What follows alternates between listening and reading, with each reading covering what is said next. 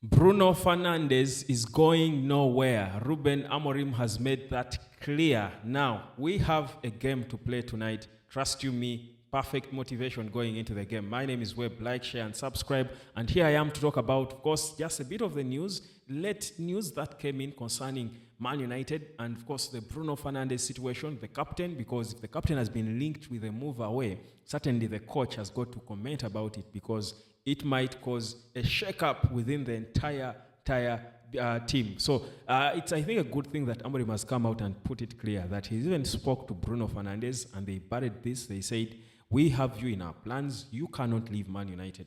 We know that you're doing good. Your stats are amazing, like I showed them to you.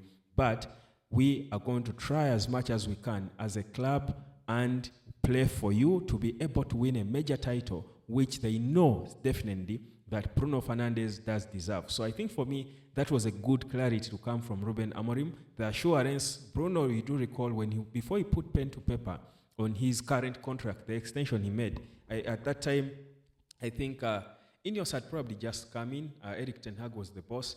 And he said he wants to know, he needed assurances to know whether Man United aligns with his personal ambitions going forward before he committed to the club anymore. And indeed, he was given those assurances. I feel for me that this is even more reassuring. If Real Madrid are linked with you and Amorim instantly talks to you about how he has you in his plans and comes publicly and tells the media he's not leaving, we are sticking with our captain, he's our best player, and we deserve to give him more. I think for me, it does make a lot of sense. I mean, that assurance is important. Even if I would have done something different if I were the manager. I wouldn't really perhaps think that Bruno is untouchable. But if Amorim feels so and he does communicate clearly to the player like this, I think it's a good thing. It tells you a lot about what they say about Amorim and his communication, which is one of the things that make him one of the best young managers. His communication to players is always impeccable. And for me, I love to hear that. But I will have a game first, and I feel this talk of Bruno and the clarity around him is the perfect motivation to take to Nottingham Forest, because the reality is you need to cling on to anything around you if you're going to be able to navigate a team like Nottingham Forest inside their own forest. They are certainly a team in a good mood. They are uninspired lot following how they cruised to Wembley to get a spot in the semi-final of the FA Cup. They do know that this could be one of, if not their best seasons in a long time. I mean, they have won big titles before, but that was so many years ago. They feel this could be the closest to the so many great seasons they had. So I think they certainly be a hard paper.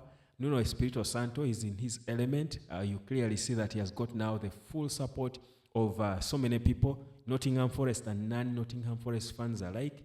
I think the neutrals will be backing Nuno Espirito Santo because of how his story has been, how he has evolved as a manager, coaching everywhere he has. So you feel this could be one of those motivations that will make them very difficult, even harder than they would have been to take on. But I think this Bruno Fernandes talk, I think, is good.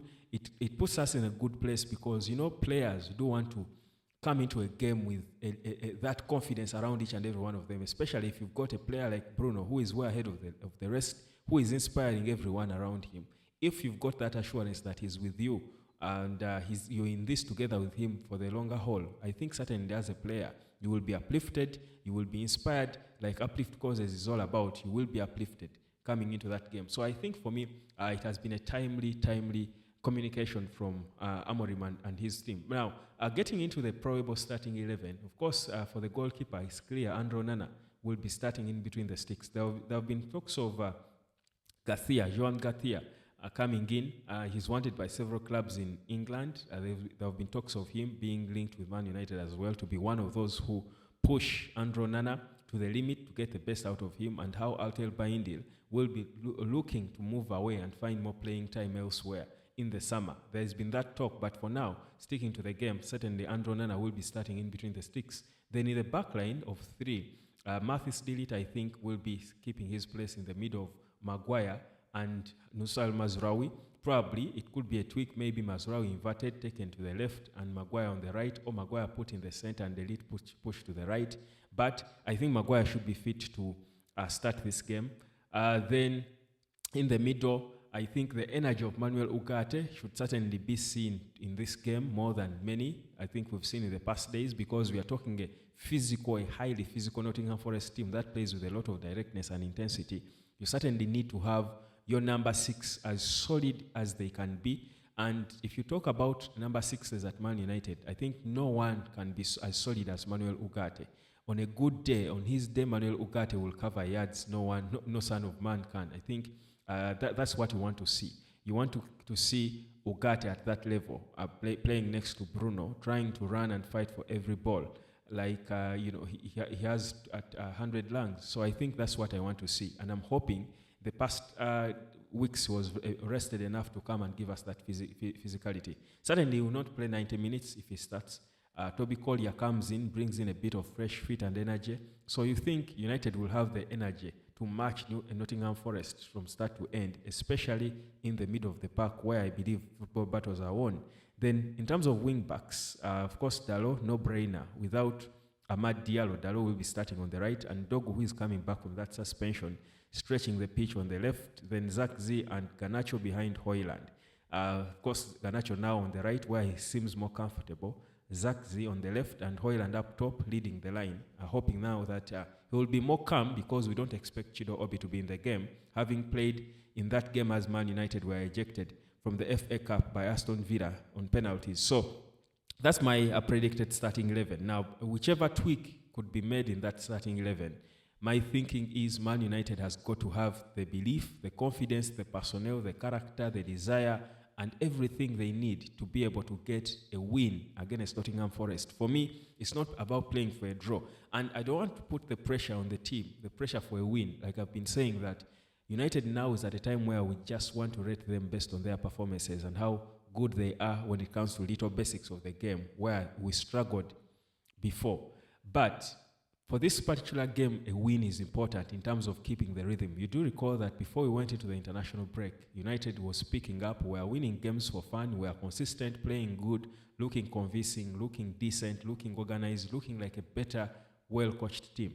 You want to maintain that after the international break, because if we lose again to Nottingham Forest, regardless the man of the loss, it will be again sending us back where we don't want to be. In that place where a few months ago people were unsure of Amorim and what he was doing, people were bringing back stats from as many as 50 years ago, how United last played poorly like that, or had such a poor run, so many years ago. You don't want to go back into that mental space, because again, I think it will be detrimental to Amorim and Ineos and whatever they're trying to do. So that's why the win, the W, will be so important as we go into this game, just for the mentality and the general mood of the team as we launch our 2 months running, as we chase to finish as highly as we can. So that's why I think the win will be on the minds of many a player.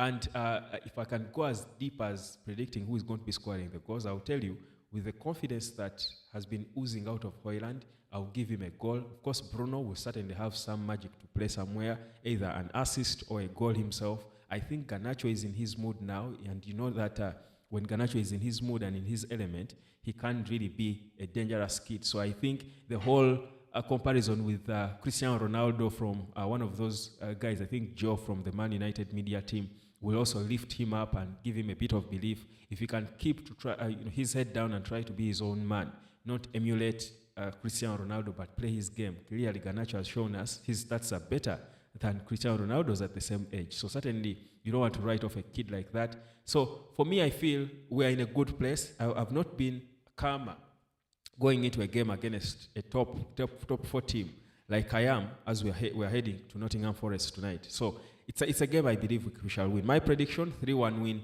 for Manchester United. Let me know what you think. Like, share, and subscribe. And let me catch you later, fam. Peace, love, and harmony.